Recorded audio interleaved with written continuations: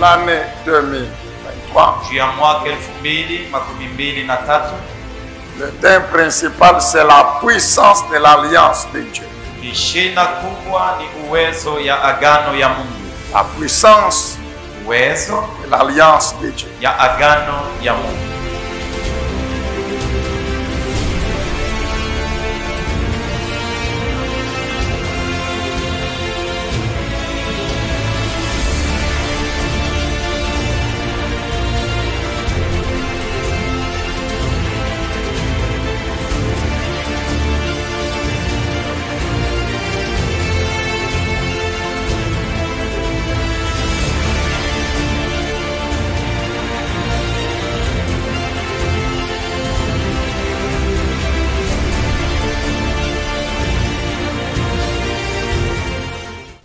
Bien-aimés peuple de Dieu, nous vous saluons dans le nom glorieux puissant de Jésus-Christ, notre Seigneur et notre Sauveur. Nous sommes donc dans la joie de nous retrouver en train de servir le Seigneur et maintenant là, nous voulons écouter sa parole. Depuis quelques jours, nous continuons toujours à parler dans le cadre de cette pensée générale de l'année, la puissance de l'alliance de notre Dieu. Nous avons commencé à parler sur le chrétien, sceau de l'esprit et lumière. Le chrétien, sceau de l'esprit et lumière. Et c'est dans ce cadre-là que nous nous retrouvons encore aujourd'hui pour parler sur cette confrontation qu'il y a dans ce monde dominé par la puissance des ténèbres, ce monde où règne encore Satan et son système. Confrontation donc entre les ténèbres et la lumière. Alors nous voulons lire un texte, il est assez long c'est vrai, mais c'est la parole de Dieu. Si vous permettez, c'est notre texte de base pour le message d'aujourd'hui. Nous lisons donc Éphésiens chapitre 5, du 3e au 21e verset. Éphésiens 5, 3 à 21. Quant à l'immoralité et aux pratiques dégradantes sous toutes leurs formes, et à la soif de posséder, qu'il n'en soit pas même question entre vous. Ce ne sont pas des sujets de conversation qui conviennent aux membres du peuple saint. Pas plus que les propos grossiers ou stupides et les plaisanteries équivoques. C'est inconvénient. Exprimez plutôt votre reconnaissance envers Dieu. Car, sachez-le bien, aucun homme qui se livre à l'immoralité, à des pratiques dégradantes ou à la soif de posséder, qui est une idolâtrie, n'a d'héritage dans le royaume de Christ et de Dieu. Que personne ne vous trompe par des discours sans valeur. Ce sont ces désordres qui attirent la colère de Dieu sur ceux qui refusent de lui obéir. Ne vous associez pas à ces gens-là. Autrefois, certes, vous apparteniez aux ténèbres, mais à présent, par votre union avec le Seigneur, vous appartenez à la lumière. Comportez-vous donc comme des enfants de la lumière, car le fruit produit par la lumière, c'est tout ce qui est bon, tout ce qui est juste et vrai. Efforcez-vous donc de discerner ce qui plaît au Seigneur. Ne participez pas aux pratiques stériles que favorisent les ténèbres, mais démasquez-les plutôt. Car tout ce que ces gens-là font en cachette est si honteux qu'on n'ose même pas en parler. Mais quand ces choses sont démasquées, leur véritable nature paraît à la lumière. Or, ce qui paraît à la lumière est lumière. De là viennent ces paroles. Réveille-toi, ô toi qui dors. Relève-toi d'entre les morts, et Christ fera lever sa lumière sur toi. Veillez donc avec soin à votre manière de vivre, à votre conduite. Ne vous comportez pas comme des insensés, des fous, mais comme des gens sensés, des gens sages. Mettez à profit les occasions qui se présentent à vous, car nous vivons des jours mauvais. Dans d'autres versions, le verset 16 dit, rachetez les temps. ou mettez à profit les occasions qui se présentent devant vous, car les jours sont mauvais. C'est pourquoi ne soyez pas déraisonnables, mais comprenez ce que le Seigneur attend de vous. Ne vous enivrez pas de vin. Cela vous conduit à une vie de désordre et de débauche. Mais soyez remplis de l'Esprit de Dieu. Ainsi, vous vous entretiendrez par le chant de psaumes, d'hymnes, de cantiques inspirés par l'Esprit. Vous louerez le Seigneur de tout votre cœur, par vos chants et vos psaumes. À tout moment et pour toutes choses, vous remercierez Dieu, le Père, au nom de notre Seigneur Jésus-Christ. Et parce que vous avez la crainte de Christ, vous vous soumettrez les uns aux autres, vos femmes en particulier, chacune à son mari. Amen, bien-aimés dans le Seigneur. Est-ce qu'on peut acclamer la lecture de la parole de notre Dieu? Oui, bien-aimés, nous avons dit que dans le cadre de cette petite pensée, le chrétien saut de l'esprit et lumière, nous voulons revenir aujourd'hui sur cette lutte, ce conflit, cette confrontation dans ce monde, sur cette terre, entre la lumière et les ténèbres. Et prenez besoin de vous rappeler aujourd'hui encore que la lumière triomphe toujours. La lumière chassera toujours les ténèbres. Et tant qu'elle est là, les ténèbres ne reviendront plus jamais éteindre la lumière. Cela est vrai tant physiquement que spirituellement. Bien-aimés, nous savons tous très bien, et les Saintes Écritures l'attestent encore ce matin, que tout chrétien véritable, saint et juste, est un enfant de Dieu que Christ a engendré par son sang qui a coulé de son corps sur la croix. Et cet enfant que Christ a engendré devient enfant de Dieu. Et comme notre Dieu est lumière, comme Jésus-Christ est lumière, donc le chrétien, automatiquement, il est aussi lumière. Le Seigneur Jésus l'a dit dans Jean 8, 12. Il a dit, je suis la lumière du monde. Et il a dit dans Matthieu 5, 14, que vous, mes enfants, que moi, lumière du monde, j'ai engendré, automatiquement, vous êtes aussi lumière du monde. Bien-aimés, permettez que nous revenions encore là-dessus pour dire ceci. C'est le Seigneur Jésus lui-même, en chair et en os sur cette terre, qui a ouvert la bouche et qui a fait ces déclarations. Je suis, moi Jésus, la lumière du monde. Jésus n'a pas dit qu'en dehors de moi, il y a une autre lumière. Non. Et pour compléter cette pensée, vous allez dans Jean 14, 6. Il a dit, moi Jésus, je suis le seul chemin qui mène à Dieu.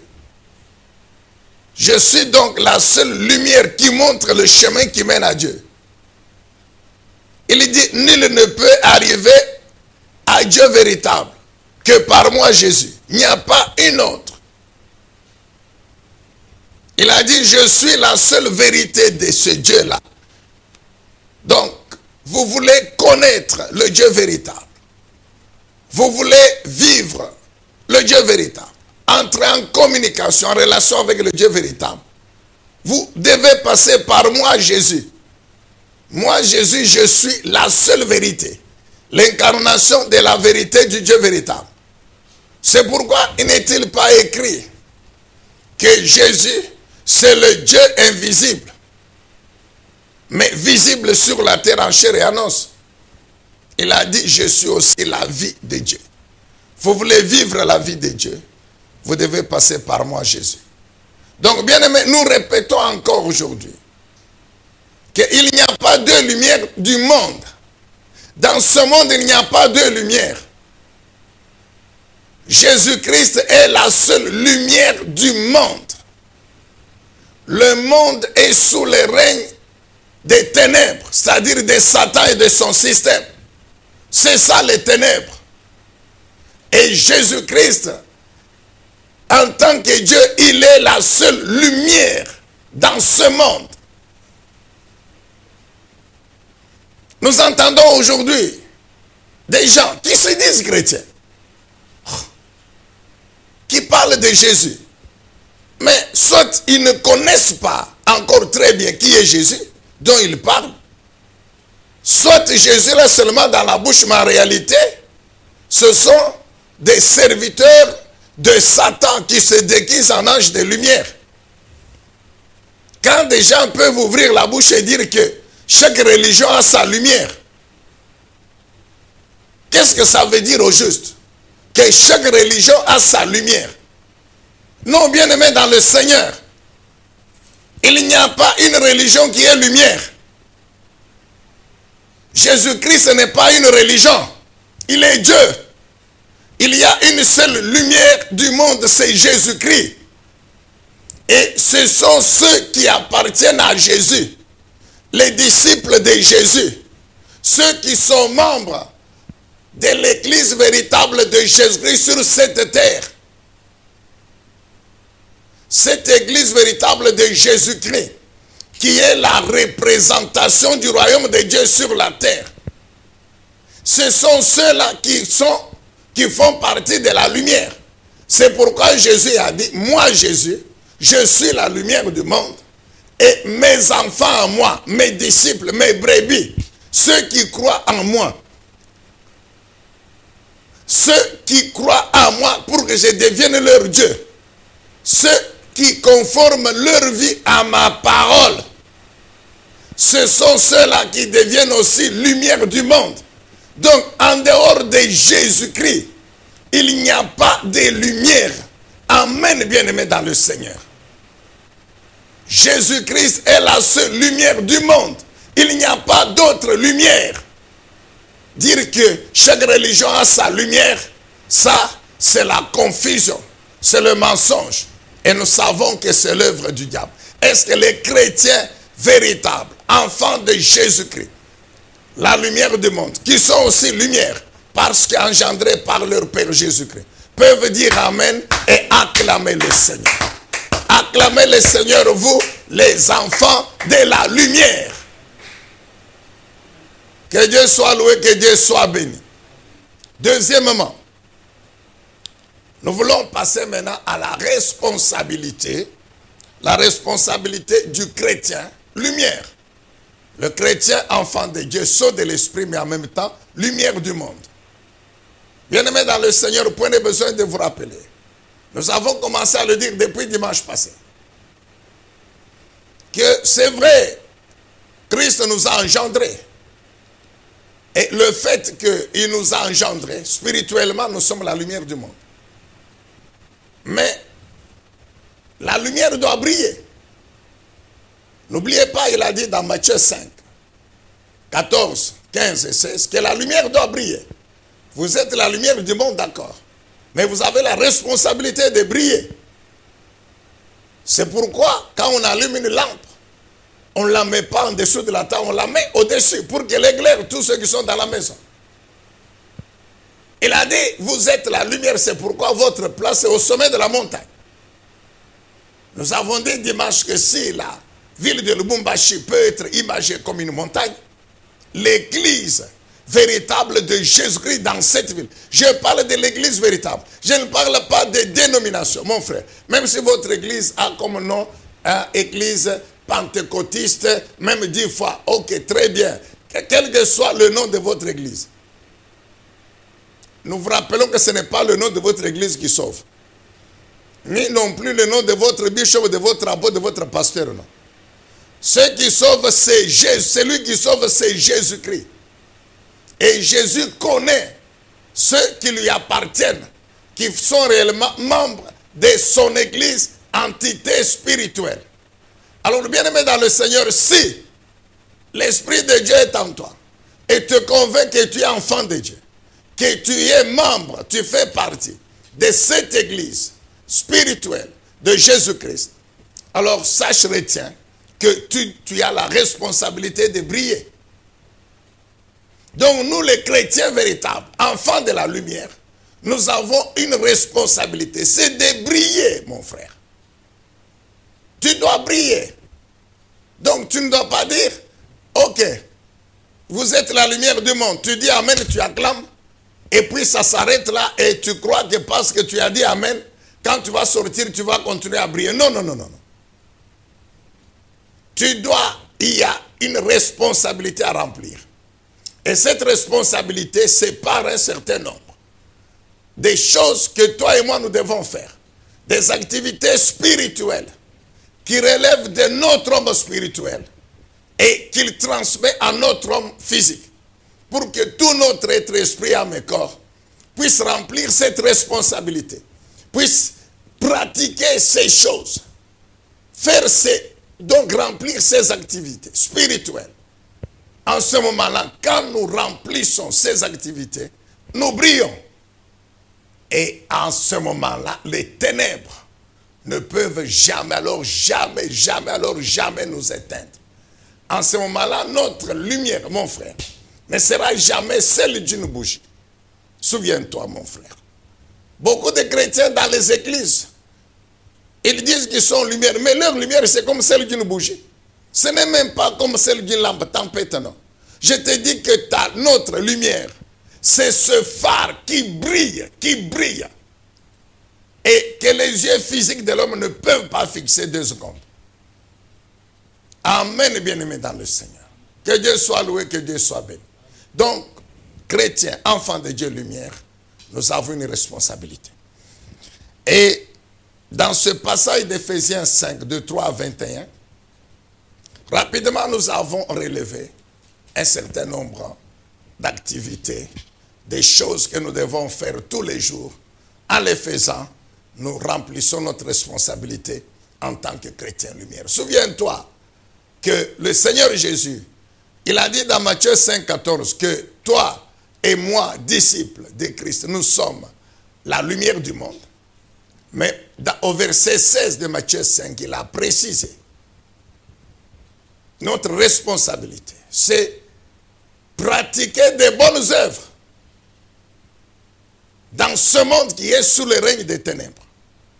En pratiquant ces bonnes œuvres, c'est-à-dire en vivant conformément à sa parole, par le Saint-Esprit, le monde qui est sous l'influence des ténèbres va voir notre bonne manière de vivre, notre bonne conduite, va glorifier le Père qui est dans les cieux et finira aussi par croire en Jésus-Christ.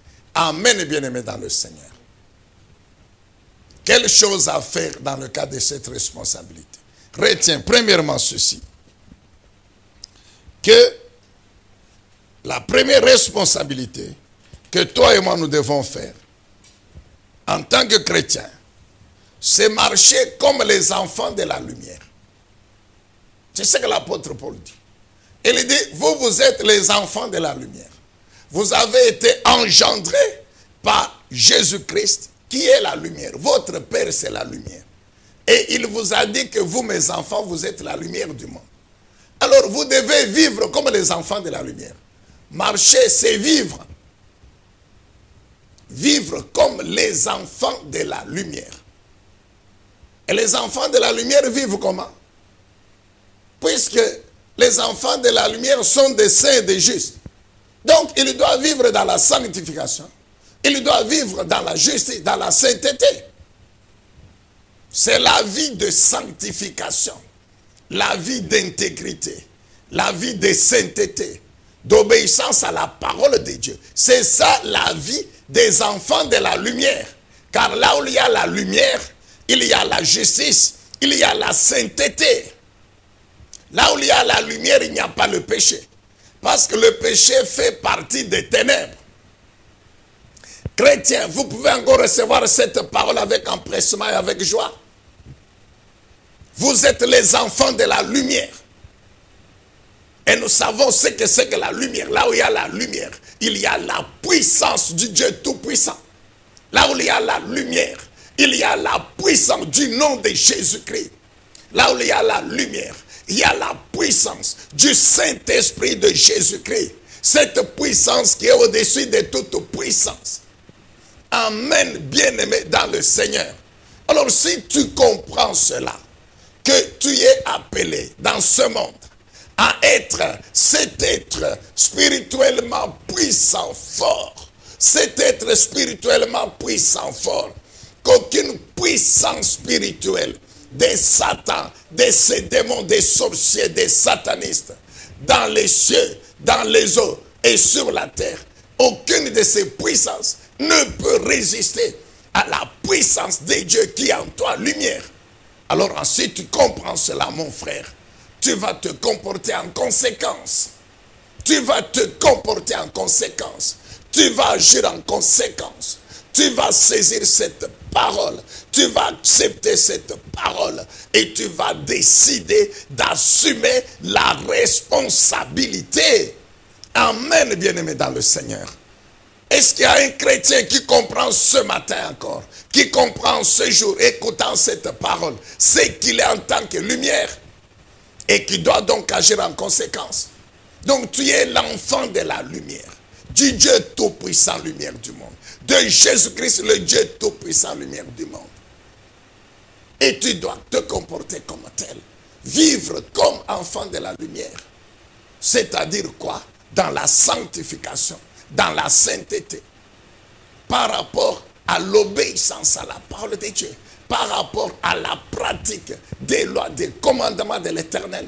Et le Saint-Esprit de Dieu qui est en toi te rend capable de le faire. Tu vois, c'est que Dieu, comment Dieu t'aime, comment Dieu nous aime, nous les enfants de la lumière. Il nous donne son Esprit Saint pour que nous lui obéissions. Et quand nous lui obéissons, il nous enseigne la parole, il nous enseigne le commandement de Dieu, il nous les fait comprendre et nous rend capables de les pratiquer afin que nous continuions à briller. Amen, peuple de Dieu. Amen. Alléluia. Oh, bien-aimé dans le Seigneur. La Bible dit quoi? Vous êtes les enfants de la lumière. Donc, marchez, vivez comme les enfants de la lumière. Dans la sanctification, la sainteté. Donc, dans notre vie à nous, enfants de la lumière, dans ta vie à toi, mon frère, ma soeur, enfant de la lumière, on ne peut pas trouver les œuvres de la chair qui sont décrites dans Ephésiens 5, le verset 3 jusqu'à 8. Il y a les enfants, verset 3 à 5. Dans le verset 3 à 5, Ephésiens 5, 3 à 5, il y a les œuvres de la chair qu'on ne peut pas trouver dans nos vies à nous, parce que c'est le péché. Souffre que nous puissions relire encore cela. Qu'est-ce que l'apôtre dit? Il dit ceci. Quant à l'immoralité, toutes sortes d'immoralité, et aux pratiques dégradantes, sous toutes leurs formes, à la soif de posséder, la cupidité, qu'on ne trouve pas cela au milieu de vous, qui n'en sont pas question. Car ce ne sont pas des sujets de conversation qui conviennent à vous, membres du peuple saint. Il dit qu'on ne trouve pas au milieu de vous des grossièretés, des propos grossiers ou stupides, des plaisanteries équivoques, non. Il dit, toutes ces personnes qui pratiquent, qui se livrent à l'immoralité, à ces pratiques dégradantes, donc au péché, aux œuvres de la chair, à la cupidité, la soif de posséder, ça devient une cupidité. Une recherche effrénée de l'argent, c'est l'amour de l'argent. La Bible dit, c'est un péché, c'est l'idolâtrie. Amen et bien-aimé dans le Seigneur. Donc, on ne trouve pas ces choses au milieu dans votre vie. C'est le péché. Qu'on ne les trouve pas dans votre vie, c'est le péché. Amen et bien-aimé dans le Seigneur. Donc, enfant de la lumière, vie de sanctification. Première responsabilité. Deuxième responsabilité. N'avoir aucune part avec les incrédules. Les incrédules font partie des ténèbres. Vous, vous êtes lumière. Les incrédules, les pécheurs, les moqueurs, ceux qui se moquent de Dieu, qui insultent le Seigneur Jésus-Christ, jour et nuit, font partie des ténèbres. Ce sont les ténèbres, mon frère. sont les ténèbres. Il n'y a pas de relation entre la lumière et les ténèbres. La lumière ne peut jamais coexister avec les ténèbres. La lumière n'a pas de communion avec les ténèbres. Non, mon frère. Non seulement nous vivons dans la sanctification, mais nous ne pouvons pas intégrer dans nos vies les gens qui font partie des ténèbres. C'est dommage qu'on trouve des chrétiens aujourd'hui qui vous disent que j'ai les amis intimes. Les amis intimes là sont des ivrognes, sont des impudiques, sont des satanistes. Comment toi chrétien, tu peux être un ami intime d'un sataniste? Toi tu invoques Jésus, lui il invoque Satan. Et vous vivez ensemble, vous faites les affaires ensemble, vous mangez ensemble.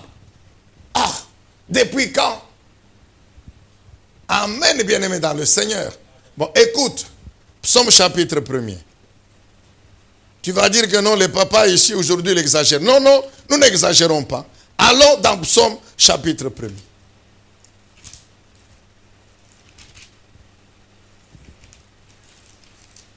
Psaume chapitre 1er. Voici ce que dit la parole de Dieu concernant les enfants, lumière du monde et enfants de la lumière. Psaume 1 à 3. Heureux l'homme qui ne marche pas selon les conseils des méchants, qui ne va pas se tenir sur le chemin des pécheurs, qui ne s'assit pas en compagnie de ces gens-là qui se moquent de Dieu. Mon frère, c'est écrit. Note, Psaume chapitre 1er, tu vas relire ça. 1 et 2 et 3 même. Donc tu veux être béni, être heureux. Les moqueurs, les incrédules, les pécheurs. Non, tu ne peux pas être en relation avec eux. Tu ne peux pas marcher avec eux. Tu ne peux pas donc être en alliance avec eux. Non, non, non, non, en amitié avec eux. Non, non, non, mon frère.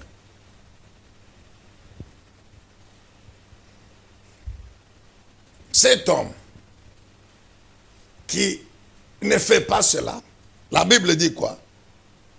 Toute sa joie, il la met dans la loi de l'Éternel, qu'il médite jour et nuit. Ainsi, il prospère comme un arbre planté au bord d'un cours d'eau, qui donne son fruit lorsque revient la saison, et son feuillage est toujours vert. Tout ce qu'il fait réussit. Amen.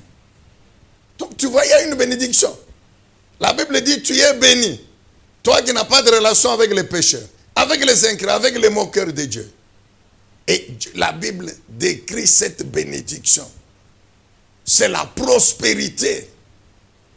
La Bible te compare à un arbre qui est planté au bord d'un cours d'eau. Mais cet arbre ne connaîtra jamais la sécheresse. Le feuillage toujours vert. L'image de la réussite. La Bible dit, tout ce que tu vas faire va réussir. Tu seras prospère, mon frère. Alors comprends ta responsabilité. Nous ajoutons 2 Corinthiens chapitre. Là c'est encore plus clair. Écoute encore bien mon frère. 2 Corinthiens chapitre 6, 14 à 18. 2 Corinthiens chapitre 6, 14 à 18. La Bible dit ceci. Ne vous mettez pas avec des incroyants sous un joug qui n'est pas celui du Seigneur. En effet, ce qui est juste peut-il s'unir à ceux qui s'opposent à sa loi? 2 Corinthiens chapitre 6. 2 Corinthiens chapitre 6, 14 à 18. Verset 15. La lumière peut-elle être solidaire des ténèbres? Christ peut-il s'accorder avec le diable? Que peut avoir en commun le croyant avec l'incroyant? Quel accord peut-il exister entre le temple de Dieu et les idoles? Car nous sommes, nous, le temple du Dieu vivant. Dieu lui-même l'a dit. J'habiterai et je marcherai au milieu d'eux. Je serai leur Dieu et ils seront mon peuple. C'est pourquoi, sortez du milieu d'eux, séparez-vous d'eux, dit le Seigneur. Sortez du milieu d'eux. Responsabilité du chrétien lumière n'avoir aucune part avec les incrédules, les païens. C'est pourquoi sortez du milieu d'eux. Séparez-vous d'eux, dit le Seigneur. N'ayez de contact avec ceux qui sont impurs. Et je vous accueillerai, dit l'Éternel. Je serai pour vous un père. Et vous serez pour moi des fils et des filles, dit le Seigneur le Tout-Puissant. Amen, bien-aimés. Première responsabilité. Vous êtes les enfants de la lumière. Marchez dans la sainteté, vivez dans la sanctification. Deuxièmement, séparez-vous de tous les incrédules. Psaume 1, 1 à 2 et 3. Ensuite, 2 Corinthiens 6, 14 à 18. Vous êtes la lumière. Là où il y a la lumière, il y a Christ. Là où il y a la lumière, il y a Christ. Là où il y a la lumière, il y a, bien-aimé dans le Seigneur, là où il y a la lumière, il y a la justice. Il y a la sainteté. Là où il y a la lumière, il y a la foi en Dieu, en Jésus-Christ. Là où il y a la lumière, il y a le temple de Dieu. Amen. Amen. C'est tout à fait le compte. Ça ne peut pas marcher. Tu comprends que la lumière ne peut pas marcher, s'associer aux ténèbres. Car là où il y a les ténèbres, il y a le diable. Il y a le péché. Il y a l'injustice. Il y a la méchanceté. Là où il y a le diable, il y a son temple. Donc c'est tout à fait l'opposé. Dieu dit, séparez-vous. Mes enfants, de moi, lumière. Séparez-vous des ténèbres. Mais vous allez poser la question. Mais nous sommes sur la terre. Dans tous les environnements où nous sommes. En famille. Au travail. Même dans les églises locales. Satan envoie ses agents là-bas. Qui ne viennent pas pour servir Dieu, non. Qui viennent pour combattre l'église. Souvenez-vous de la parabole des livrets et du blé dans un même champ. Mais qu'est-ce que Dieu nous demande ce matin? Par notre vie, nous allons nous distinguer comme les enfants de la lumière. Par notre vie. Dans ma famille, il y a des païens. Mais moi, je ne vis pas comme eux. Je ne suis pas dans les pratiques coutumières satanistes comme eux. Je ne suis plus dans les alliances familiales, démoniaques, sataniques avec eux, non. C'est ça ce que ça veut dire. Je suis au travail. Il y a des païens là-bas. Mais je fais mon travail un point, un trait. Je ne m'associe pas à des pratiques dégradantes. Aux œuvres de la chair comme eux, non. Et ils s'enivrent, moi je ne m'enivre pas. Et ils commettent l'impudicité, moi je ne commets pas l'impudicité. Et ils commettent l'adultère, moi je ne commets pas l'adultère. Je ne suis pas avec eux dans les milieux où ils vont pécher, non. Amen, bien-aimés dans le Seigneur. Que Dieu soit loué, que notre Dieu soit béni. Quand je suis à l'église, mais je suis à l'église pour servir l'Éternel. Je sers mon Dieu en lui offrant des sacrifices, de louanges, d'adoration, d'action de grâce. J'écoute la parole de Dieu, j'ai pris mon Dieu. Je sors l'argent de ma poche, je mets sur l'autel des sacrifices. Donc, je sers Dieu. Si dans l'église, le Satan, le diable a envoyé ses agents, mais ils savent très bien qu'ils ne vaincront jamais l'église, qu'ils ne détruiront jamais les véritables enfants de lumière qui sont dans le même temple avec eux. Ils savent qu'ils perdent leur temps. Amen, bien-aimés dans le Seigneur. Que Dieu soit loué, que Dieu soit béni. Troisième activité. Nous trouvons dans Ephésiens 5, de 10 à 21. Veillez sur sa conduite. Veillez sur sa conduite. Comme un sage. Veillez sur sa vie. La conduite ici, c'est la façon de vivre. Vivre comme un sage. Et la Bible dit quoi? Là où il y a la sagesse, il y a la crainte de Dieu. Et là où il y a la crainte de Dieu, cette crainte est manifestée par quoi? Par l'obéissance à la parole de Dieu, par la pratique des lois, des commandements, des préceptes de notre Dieu. C'est tout, mon frère. C'est simple, c'est clair. Il faut seulement accepter. Et le Saint-Esprit vous rend capable. Vous allez ainsi veiller sur votre conduite, vous conduire, vivre comme un sage. Quatrième responsabilité.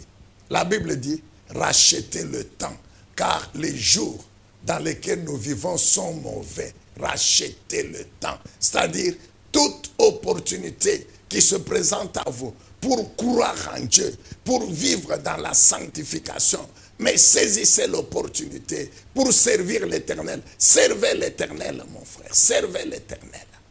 Parce que les jours sont mauvais. Souviens-toi de Romains 13, 12. Et la suite, l'apôtre Paul parle de la nuit qui est avancée. La nuit est avancée. La nuit, je te rappelle, c'est cette période que nous vivons maintenant, mauvaise, où les ténèbres de plus en plus règnent, où Satan ne se cache plus, où les satanistes ne se cachent plus, mon frère. Satan ne se cache plus. Le péché est en train d'envahir l'Église. Tu dois faire attention, mon frère, ma soeur. Rachetez le temps. Car les jours sont mauvais. Comment encore? Tu te poses la question, je vais racheter le temps, comment? Mais c'est vivre chaque jour maintenant là. Ayant dans ta pensée, dans ta conscience que Dieu existe. Et puisque Dieu existe, qu'est-ce que je dois faire? Parce que Dieu existe. Quelle est ma responsabilité envers ce Dieu qui existe? Je te demande d'ouvrir ta Bible. Nous sommes dans Ecclésiaste chapitre 12. Est-ce qu'on peut dire amen, acclamer le Seigneur Dieu Tout-Puissant? Écoute mon frère, comment tu dois racheter le temps. Ecclésiaste chapitre 12. Faute de temps, je crois, on ne saura pas lire tout le chapitre. Mais ce chapitre, c'est l'un des chapitres clés de la Bible. Plein de sagesse, mon frère. Et qui démontre que le Dieu de la Bible, c'est l'unique et c'est le vrai Dieu. Il existe. Parce que les choses qui sont décrites ici, c'est ce que les hommes et les femmes vivent tous les jours sur cette terre. Mais à cause de l'influence du diable, ils sont distraits. Écoute ce que la Bible dit. Ecclésiaste 12, verset 1er. Tiens compte de ton Créateur, ou bien souviens-toi de ton Créateur, au temps de ta jeunesse, avant que t'adviennent les jours mauvais, et avant que viennent les années dont tu diras, je n'y prends pas plaisir. Ça ne vaut plus rien de vivre. Bien-aimés dans le Seigneur, arrêtons-nous là. Les gens disent non, mais ça s'adresse aux jeunes. Écoute mon frère. Ça c'est parce que les gens ont souvent tendance, quand ils sont jeunes, ils ont tendance à dire quand ils sont jeunes, que quand je deviendrai adulte, quand je viendrai vieux, en ce moment-là, je vais croire au Seigneur. Comme s'ils sont maîtres de leur vie sur cette terre. Comme ils sont maîtres des années qu'ils vont passer sur la terre. Alors la jeunesse ici, nous devons la comprendre comme chaque jour que je me réveille et que je me rends compte que je vis sur la terre, je dois tenir compte de l'existence de Dieu. C'est ça mon frère. Je dis ceci. Quand je me réveille, quel que soit mon âge, comprends bien la sagesse mon frère, quel que soit ton âge, mais après tout, dans le monde ici, il n'y a pas un dicton qui dit que les jeunes c'est de 7 à 77 ans. De 7 à 77 ans. C'est la sagesse du monde. Mais qui n'est pas toujours mauvaise, qui ne doit pas être prise dans le mauvais sens, non. Parce qu'elle confirme ce que nous disons. Qu'il n'y a personne qui peut se soustraire. Dire que non, non. Bon, comme je suis déjà vieux, cette parole concerne les jeunes. Non, mon frère. Tu es vieux, tu as quel âge? Dans le monde où tu vis, on dit que c'est de 7 à 77 ans les jeunes. Donc cette parole te concerne. Toi qui nous écoutes encore maintenant, cette parole te concerne. Nous sommes sûrs que tu es dans cette tranche de 7 à 77. Ne fais que ce que le monde dit. Mais si tu as, à supposer que tu as 80 ans, mais c'est une bonne chose pour toi si tu n'as pas encore cru au Seigneur. C'est une grâce que Dieu te fait de continuer encore à vivre et afin de croire en lui, mon frère. Parce qu'à 80 ans, mon frère, écoute, à 80 ans, donc sois sûr que ça peut te surprendre. Ça peut. Qu'est-ce qui peut te surprendre? La mort, mon frère, la mort. Alors écoute cette parole, si tu n'as pas encore cru en Jésus-Christ, mais lève tes mains et dis, ah Seigneur, merci, merci de nous avoir envoyé ce pasteur qui me montre ce que je dois faire avant de mourir. Mais croire en Jésus-Christ. Alléluia. Alors qu'est-ce que la Bible dit? Tu dois te souvenir chaque jour, malgré ton âge, que Dieu existe. Que Dieu existe. Avant que les mauvais jours ne te surprennent. Ah, mon frère, tu veux connaître les mauvais jours. Je te demande de lire, vraiment, faute de temps. Tu lis, mon frère, tu lis, hein, Ecclésiaste 12, du 2e verset, écoute, du 2e verset, jusqu'au 7e verset. La Bible décrit les mauvais jours. Ce qui va caractériser les mauvais jours. Mais je lis avec toi le 7e verset. Je lis avec toi le 7e verset. Parce que ça, c'est le plus mauvais des jours. Le 7e verset. Écoute ce que le 7e verset dit. Donc, nous disons ceci. Nous lisons, nous reprenons. Ecclésiaste 12. Souviens-toi de ton Créateur au temps de ta jeunesse, avant que t'adviennent les jours mauvais. Quel est le jour mauvais? Avant que la poussière retourne à la terre comme elle était auparavant et que l'esprit retourne à Dieu qui l'a donné. Amen. La poussière, c'est ton corps. Il y a un jour que ton corps va cesser de vivre sur cette terre. Il va mourir. Et comme ton esprit est dans le corps, quand le corps cesse de vivre, l'esprit sort. C'est ce que la Bible dit ici, mon frère. Qu'on ne te trompe pas. Tu n'es pas que le corps, non. Ça, c'est le mensonge du diable. Lui, c'est un esprit. Mais il convainc les hommes que les hommes ne sont que corps. Non. Le corps, c'est ton enveloppe dans laquelle toi, véritable, tu es. Retiens ça aujourd'hui. Ton corps là, c'est l'enveloppe dans laquelle toi, véritable, tu es. Toi, véritable, c'est l'esprit. Et la parole de Dieu, la vérité, dit ceci. Qu'un jour va arriver où ton corps, mon frère, va à la mort. Non? Je ne te comprends pas. Même à la télévision, tu ne vois pas les photos des gens. On dit que non, il est mort. C'est fini. C'est-à-dire qu'il n'existe plus sur la terre. Pourquoi? Parce que le corps dans lequel il était ne vit plus, est mort. Et le corps, il rentre à la poussière, à la terre. C'est pourquoi on enterre les gens. Bon, écoute, vous dites que non, mais il y a des pays où on brûle. Même si on te brûle, tu deviens quoi? La poussière, non? C'est toujours la poussière, la poudre. C'est la poussière, mon frère. Et tu n'as pas encore vu qu'on prend cette poussière-là, maintenant on va mettre dans la terre. Revenez quelques années après, il n'y a rien. Amen, bien-aimé. C'est ce que la Bible dit. Le plus mauvais des jours t'attend. Alors, aujourd'hui, crois au Seigneur. Et toi qui as déjà cru au Seigneur, alors continue à marcher comme enfant de la lumière, à vivre comme enfant de la lumière. Alléluia. Alors, ne tombe plus dans le sommeil spirituel. C'est ce qui suit, l'activité qui suit. Rachetez le temps en se souvenant chaque jour que Dieu existe, que je dois conformer ma vie à sa volonté qui est exprimée dans sa parole, en pratiquant selon ses préceptes, ses commandements. En ce moment-là, je ne cours pas le risque de tomber dans le sommeil spirituel. Mais si jamais, mon frère, tu es déjà dans le sommeil. Réveille-toi. Dans une de nos précédentes interventions, nous avons expliqué ce que c'est que le sommeil spirituel.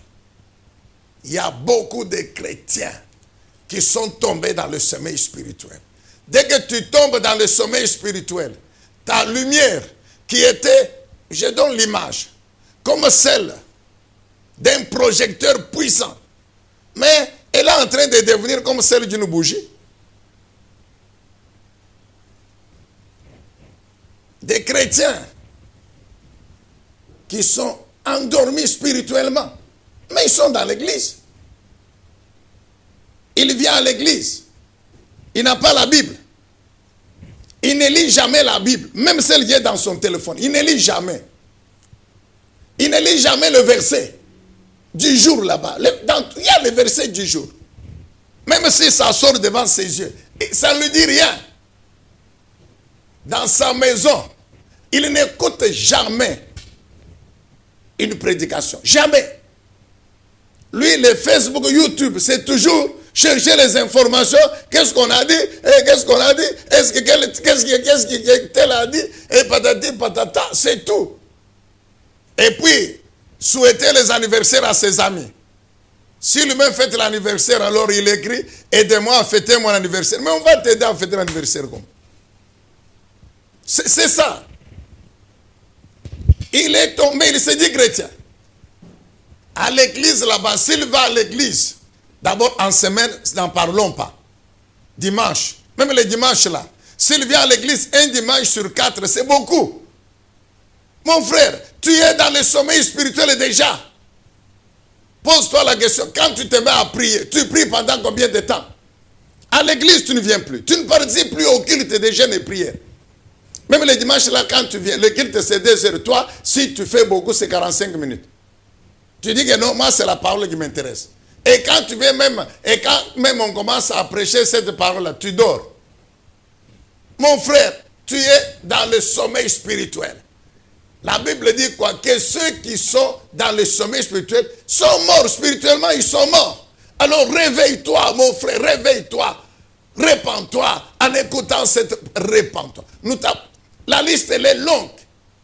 Des qualificatifs de sommeil spirituel. Le temps nous manque. Mais toi-même, tu connais. Quel est le niveau spirituel de ta vie aujourd'hui? Tu connais encore les œuvres de la chair qui règnent dans ta vie. Tu connais. Répands-toi, réveille-toi. Amen, bien-aimé dans le Seigneur. Qu'est-ce qu'il y a encore comme activité toujours? Écoute mon frère, la Bible dit quoi? Dans Ecclésiaste. Non. La Bible dit ceci. Dans Galates chapitre 6, le verset 7 et 8. Note, Galates 6, 7 et 8. Galates 6, 7 et 8. La Bible dit quoi? Ce qu'un homme aura semé, il va le moissonner. Aujourd'hui, tu prends le risque de tomber dans le sommeil spirituel. Et tu vis dans la chair. Tu vis dans le péché tout en étant membre d'une église, tout en te disant chrétien. Mon frère et ma soeur, ce que tu sèmes, tu le moissonneras. La Bible dit quoi? Celui qui sème pour la chair, c'est-à-dire qui vit dans la chair, dans le péché, il moissonnera la corruption, c'est-à-dire la destruction. Il moissonnera la mort. Ce que tu sèmes, tu moissonnes. Ne dit-on pas dans le monde que celui qui sème le vent récolte la tempête? La Bible dit, ce que tu sèmes, tu moissonnes. Tu sèmes pour la chair, tu vis dans le péché, eh bien, les péchés te détruiront. Les ténèbres te détruiront. Mais si tu sèmes pour l'esprit, si tu vis par l'esprit de Dieu, là où il y a l'esprit de Dieu, il y a la parole de Dieu, il y a l'obéissance à cette parole, tu vas moissonner la vie. Tu vas moissonner la victoire. Tu vas moissonner la prospérité. Tu vas moissonner la puissance spirituelle. Tu vas moissonner la domination. Tu vas moissonner la première place. Tu vas moissonner l'excellence. Tu vas moissonner le succès, la réussite. Oui, mon frère. C'est ça la bénédiction que nous cherchons. Mais nous refusons de marcher sur le chemin des dieux sur lesquels il a placé cette bénédiction, mon frère. Que Dieu te bénisse. Et enfin, pour terminer aujourd'hui, il y a être rempli du Saint-Esprit. La Bible dit, soyez remplis du Saint-Esprit. Ne vous enivrez pas de vin, c'est la débauche, mon frère. Là où il y a le Saint-Esprit, il n'y a pas l'ivrognerie. Écoute mon frère, toi tu dis que tu es apôtre de Dieu, de Jésus-Christ. Mais le vin, c'est toujours dans ta bouche. Le whisky, toujours dans ta bouche. Mon frère et ma soeur. La bière, toujours dans ta bouche. Et puis, tu t'enivres. Et ça, tu ne te gênes même pas. C'est ça ta vie. Non, mon frère. Là où il y a le Saint-Esprit, il n'y a pas l'ivrognerie. L'ivrognerie, c'est la débauche. L'ivrognerie, c'est la débauche. Et on ne devient pas ivre sans boire les boissons alcoolisées.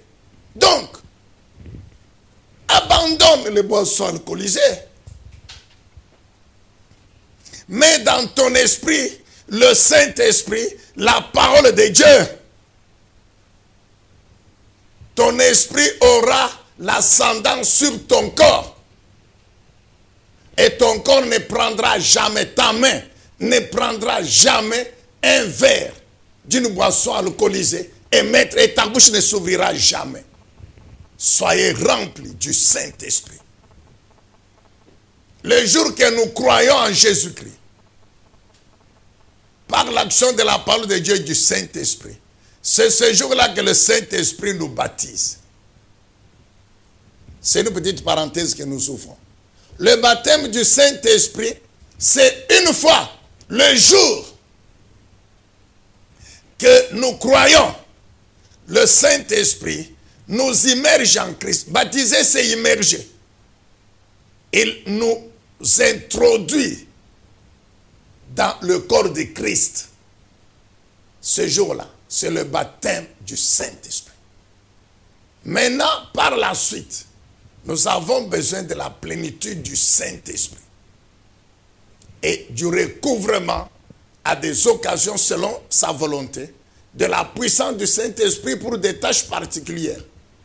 Mais tous les jours, tu as besoin d'être rempli du Saint-Esprit, car c'est cette puissance-là qui te rend capable d'accomplir toute cette responsabilité, de faire toutes ces choses qui relèvent de la responsabilité en tant que chrétien, lumière. Amen, bien-aimés dans le Seigneur.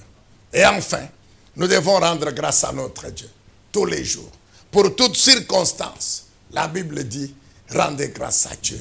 Exprimez votre gratitude à l'Éternel Dieu. Pour nous, enfants de la lumière, nous savons que Romains 8, 28, la Bible déclare que toutes circonstances concourent, travaillent pour le bien de ceux qui aiment Dieu. La circonstance peut paraître mauvaise. Le combat peut continuer.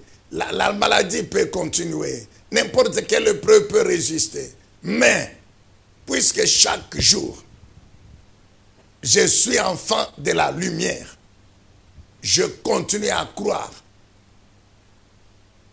à espérer que la puissance de mon Dieu, qui est en moi par son esprit, finira par me délivrer de l'épreuve, finira par me délivrer du combat et me faire triompher sur toute puissance de l'ennemi, finira par me guérir, finira par anéantir toute résistance du diable contre ma vie, finira par me faire triompher, par me faire prospérer, par me faire réussir, par me faire avancer. Souviens-toi que les chrétiens, lumière, enfants de la lumière, sont ces palmiers, sont ces cèdres du Liban, dont Psaume 92, 12, 13, 14 déclare qu'ils croissent comme les palmiers. Ils s'élèvent comme les cèdres du Liban, plantés dans la maison de l'Éternel. Ils prospèrent dans les parvis de notre Dieu. Même dans la vieillesse, ils sont pleins de sève, ils sont verdoyants,